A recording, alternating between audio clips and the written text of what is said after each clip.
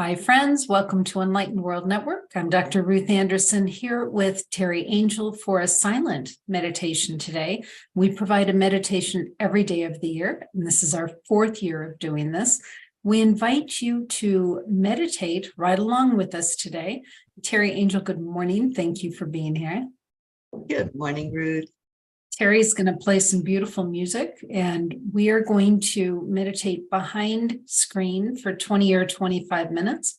We invite you truly to meditate right along with us, and we'll come back on in 20 or 25 minutes and share with you the messages that Spirit shared with us. So please make yourself comfortable, and we'll see you soon.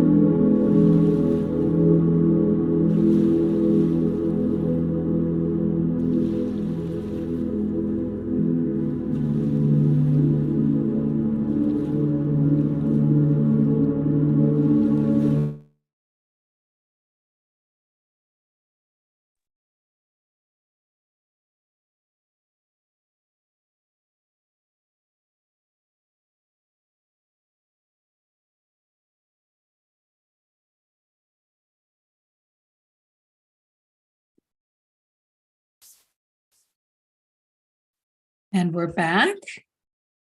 Teri, can I hear you? Yeah, I had to turn my volume up so I could hear you. Gotcha. I got you. Thank you so much for that. This was beautiful today, friends. So if you look at the colors in the background on my screen and the background on Teri's, you're going to see peach. And it is funny when we come on and we put on the backgrounds, we're already feeling into the energy of what's going to be shared with us. And the peach color was prominent in this meditation today. What they showed us, well, first of all, the peach color was divine feminine. So it was Mother Mary and Christ combined to provide this beautiful, rich peach energy for, it wasn't healing as much as it was like sustaining or fulfilling. It was energy to help replenish, just to replenish. And I've got a couple of life experiences that are requiring a lot of energy on my part and feeling like I am just giving and giving and giving and seeing how I'm starting to feel depleted with that. And what they showed me was this beautiful vase, and on top of the vase was a funnel. And what they were showing me was that the spiritual divinity, will continue to give me the energy and the fortitude to fill my vase back up so I can continue giving to others. Teri, your blog last night was about perseverance. Do you want to talk about that blog? Yeah, it was very interesting. It took a while for the blog to come through because sometimes it's right away they start feeding me messages. And then I had to sit back and say, oh, what are we talking about here? And it was about seeing all the challenges that come to us in life as opportunities for us to grow and to step back and receive whatever that lesson is. So many times we think we have to be the dominant, we're the giving, and we just keep giving and giving. And then, like you said, Ruth, where are we being fed from? Where we're being fed from all of that opportunity for us to be taught. And so I think that's the important thing, is to not just look at, we're going through experiences, but what's happening with those experiences. And I was going to see if I could find the part that I read to you. When you're in the challenge, are you projecting a way that it's going to show up? Are you projecting that, oh, this is not going to be good?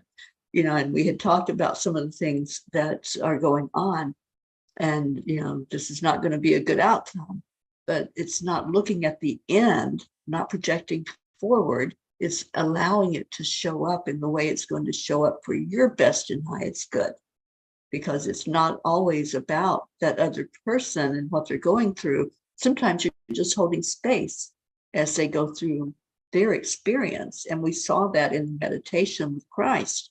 He was just holding space. And it was a new way for me to see him showing up, but it was all to bring this together in our message, that sometimes we're thinking this is not going to be good, but it really is in the way that we can't see it yet, because it's giving us that larger lesson. Yeah, Teri, some of the lines that came in: only when you are fed can you feed others. What are you doing to keep yourself depleted? Which was fascinating. That was not how I was expecting that sentence. Right. And I thought, okay, so what am I doing to keep myself depleted? And am I keeping myself depleted so I don't have to help somebody else? Or does it feed into this a theory of, oh, lack, I'm in lack, So what are you doing to keep yourself depleted? And one thought is sleep. Are you getting enough sleep? Are you getting quality sleep? Are you getting rest? Are you feeding your brain with garbage? Are you, like, I watch the young people watching TikTok for hours and hours and hours. Is that actually feeding you, or is that just kind of taking you offline? Are you eating healthy? Are you drinking healthy? Are you getting any exercise? What are you doing that's keeping you depleted? Fascinating concept, I think. Then they also asked, what are you doing to feed yourself? There was a message about giving to others, and you go, oh man, I just give and give and give to others. What they showed us was that's very transactional. It's very one-sided thinking of, I'm just giving, giving, giving, and I'm not receiving anything in turn. And they said, we give you these opportunities.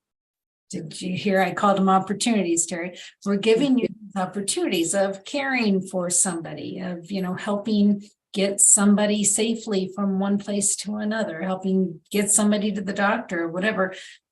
Not only for what you can provide for that person, but what you can get out of it as well, that you are being fed in these opportunities. That's why the angels the universe keeps providing these opportunities. It's definitely a two-way street. And the lesson also was, there are folks in your lives that you think you're only giving and giving and giving to, but what are you able to learn from them? What are you able to receive from them? And sometimes it surprises us, because we think, oh, I know all about blah, blah, blah. I can only learn from somebody who's on some higher level, some higher plane than I am. And that's not true. We're constantly learning from each other. We're all teaching each other as well as learning from each other. And it's happened to me, Ruth, and just recently, an experience where I thought, oh, I know all this already. Why am I wasting my time sitting here when I could be doing something else? And having to really stop myself and say, I'm here for a reason. Let me just open up to what that purpose is. And then I learn, then I'm fed. Because if we go into it thinking we know everything, we're not going to get the blessing that's there in that lesson.